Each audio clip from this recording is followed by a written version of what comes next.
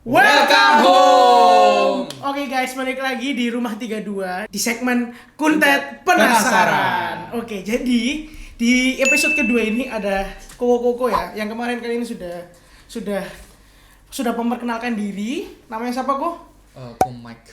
Komak. Ya, ada. Dia itu dari British memang orangnya, logatnya. Terus yang ini ada Kouto. Iya. Kelihatan koko banget ya. Saya lihat dari sini ya.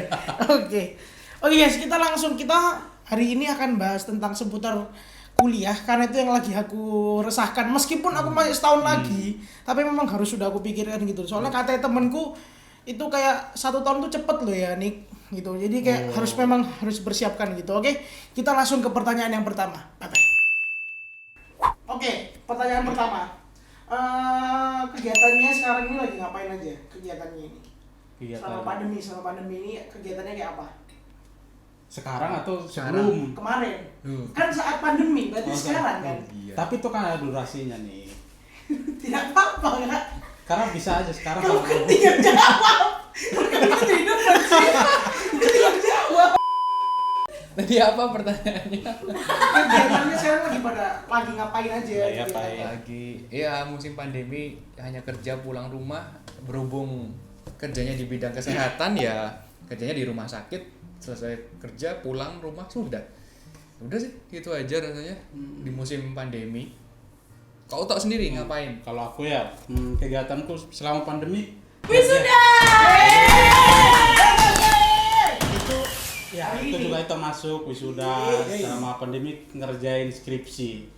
Jadi ya puji Tuhan lah, meskipun selama pandemi banyak bimbingannya nggak bisa di kampus, lewat online susah semua, tapi ya bisa menyelesaikannya, bisa selesai dan bisa wisuda gitu. Oke, untuk pertanyaan kedua, lulus tahun berapa? Lulus tahun berapa? Lulus apa dulu? Ya lulus kuliah. Lulus kuliah, dari mic aja. Awal masuknya kapan? Lulusnya kapan? Lulusnya. Oke. Aku dulu. Iya. Aku angkatan 2011, lulusnya 2018. Oh. Iya, 2018, 7 tahun kuliah. 7 tahun. Dokter lama juga ya, Pak ya? Karena ini aku ceritain juga. Boleh. Kenapa 7 tahun? Iya, boleh. 7 tahunnya itu kan kalau kita kuliah itu di gedung toh. Nah, kuliah di gedung itu 4 tahun di gedung, 2 tahun di rumah sakit, 1 tahun pengabdian. Nah, itu total 7 tahun. Kepada? Hah? Pengabdiannya itu gimana maksudnya? Pengabdiannya diutus oleh pemerintah di daerah-daerah. Ya. Diutus oleh pemerintah ke daerah-daerah gitu. Setahun aja. Kalau yang ini sendiri gimana? Kalau saya angkatan 2018. 18. Iya benar dong, masuk di Untak 2018, lulusnya 2020. Kalau nggak percaya lihat ijazah saya. Nanti hari Senin ya. Itu wah, pintar sekali. Tapi kalau lihat sejarahnya ya 7 tahun juga. Masuk di Untak 2018, lulusnya 2020. Masuk di Untak 2018, lulusnya 2020. Jadi saya kuliah pertama itu angkatan 2013 itu di Petra, tapi karena nggak selesai 2018 saya pindah ke Untak, lanjutin kuliah saya di Untak, jurusan teknik mesin, program studi manufaktur. Wow. Gitu. Jadi ya sama kayak Mike 7 tahun.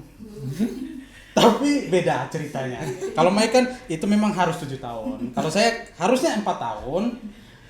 Tapi karena ada yang namanya hidup naik turun. Betul. Ya kan? Betul. Karena jadi ya tambah extend, ada extendnya 3 tahun. Extend 3 tahun. Untuk pertanyaan ketiga, dulu gimana sih bisa milih untuk kuliah dan tidak kuliah? Pertama itu karena orang tua yang nyuruh. Ya kan, karena satu sisi kita sebagai anak kita juga wajib untuk membahagiakan orang tua. Apa yang orang tua mau sih dari anak. Betul. Ya kan, masih setiap orang tua tuh kalau sampai contoh orang tuanya tamat SMA pasti dia mau anaknya tuh bisa S1. Betul, Itu betul. kasih kerendahan orang tua. Betul. Tapi ya karena orang tua aku mengharapkan saya untuk sarjana, akhirnya di satu sisi saya juga berpikir bahwa pendidikan juga penting, akhirnya saya kuliah. Hmm. Itu sih dari aku ya. Oke, kalau dari Dokter Michael, Waduh, kalau aku sih sama saran orang tua. Terus kalau pas zamannya kita itu nggak secepat sekarang nyari informasi, Betul. menurutku ya. Jadi Semua masih manual. jadi jurusan-jurusannya juga terbatas.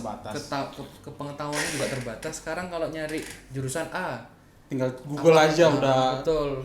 ada detailnya. Apa aja sih yang dipelajarin, Hmm. terus universitas mana yang dituju, itu sekarang banyak. Jadi pas zamannya kita yang masih meskipun udah 2000-an tapi terbatas. Terbatas. Jadi Jadi pendaftaran kuliah semua masih manual. Betul. Harus datang kampus berkas-berkas. Betul. Jadi kayak masih informasi yang kita dapat tuh masih sedikit gitu loh. Jadi Sedikit. kayak ya nerawang-nerawang lah. Jadi gak banyak pilihan. Oh ya udah, dorongan dari orang tua juga, ya udah kuliah gitu. Gak ada kepikiran untuk yaudah saya langsung gak usah kuliah, kerja tuh belum ada pikiran karena informasinya terbatas. Terbatas. oke. Terus Kak Uto ini kan merantau ya dari Rote ya, dari Iya, Rote dari Rote. untuk untuk kuliah di Surabaya. Sebenarnya mental yang perlu dipersiapkan itu apa sih Kak? Ini juga keren buat Komek ya, karena kan Komek juga pernah 1 tahun di Jember ya, meskipun deket tapi kan pasti ada kayak apalagi masih punya pacar dan keluarga juga di Surabaya. Nah itu apa yang perlu dipersiapkan ya Kak? Mental yang harus menurutku mental yang harus dipersiapkan tuh cara berpikir kita bahwa kita tuh jauh dari orang tua. Jadi kita tuh jauh dari keluarga, orang-orang yang dekat sama kita, itu pasti kita jauh. Dan kita juga harus mempersiapkan mentalnya kita di mana waktu kita sendiri, waktu kita contoh kita lagi sakit, kita nggak bisa mengharapkan keluarga kita langsung ada, ya kan? Terus waktu kita lagi nggak punya uang, terus kalau kiriman datang terlambat, itu kita juga harus mempersiapkan mental di situ loh. Kita sebagai anak rantau, kita harus belajar banyak hal sebelum kita memutuskan untuk merantau di satu daerah. Kita harus mempersiapkan mental, terus mempersiapkan cara ngatur uang. Ya banyak banget. Intinya tuh mental, pikiran. Tuh pikiran tuh yang harus dirubah bahwa waktu saya merantau, saya sendiri. Saya harus bisa sendiri, harus bisa cari makan sendiri, bisa masak sendiri, cuci baju sendiri. Betul. Terus mau kemana-mana harus sendiri, pergi beli ini sendiri. Jadi semua terus sendiri. Jadi pola pikir bahwa saya harus mandiri. Kalau nggak bisa mandiri, jangan merantau. Oke. Kalau dari Komek, Kalau aku sendiri sebelum memutuskan kota mana, biasanya kita tuh survei dulu. Jadi survei misalnya kalau aku kan ditugaskan udah tahu tempatnya. Misal kalau kos di dekat mana sih, daerah mana. Kalau mau biasanya pakaian, laundrynya gimana. Terus cari makan kalau terdekat, terjauh, termahal, termurah di mana aja. Betul. Itu salah satu yang harus ketahui. Jadi survei dulu tempat lokasi yang mau dirantaukan. Kalau tidak bisa survei ya mungkin tanya-tanya yang pernah ke sana. Mental sudah pasti. Mental itu kunci utama karena kemandirian kita teruji di situ. Jadi kalau aku ngomong gimana membangun mentalnya,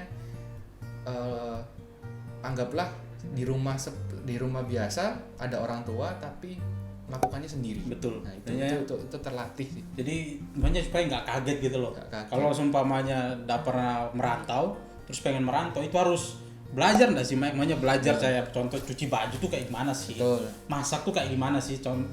Even cuma masak air tuh harus tahu air tuh udah matang kayak gimana. Betul. Ya kan kalau nggak tahu air matang ya iya kan?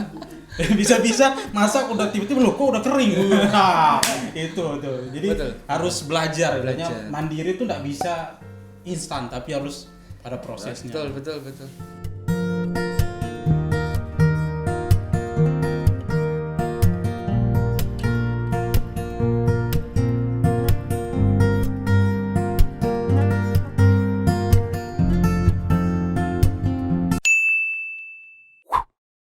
Kayak bangun kalau kuliah pagi tuh kayak gimana?